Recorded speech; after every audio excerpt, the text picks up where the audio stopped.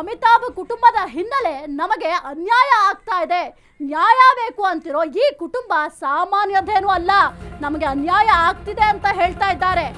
ಬಹಳ ಪರದಾಡ್ತಾ ಇದ್ದಾರೆ. ಆದ್ರೆ ಅವರ ಕುಟುಂಬದ ಹಿನ್ನೆಲೆ ಕೂಡ ನಾವು ನೋಡ್ತಾ ಹೋಗ್ಬೇಕು. ನಮಗೆ ಅನ್ಯಾಯ ಆಗ್ತಿದೆ, ನ್ಯಾಯ ಬೇಕು ಅಂತಿರೋ ಈ ಕುಟುಂಬ ಸಾಮಾನ್ಯದ್ದೇನಲ್ಲ.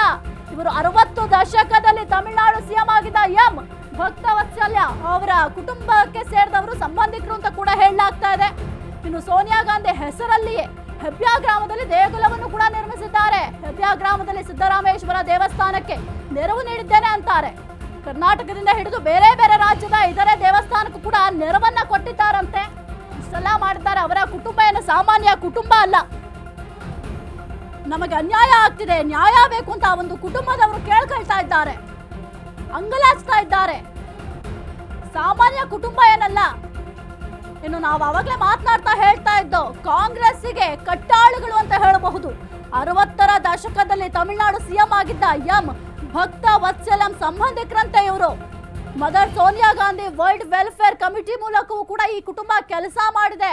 ಅಂತಹ ಸಾಮಾನ್ಯ ಕುಟುಂಬ ಏನಲ್ಲ ಇದು.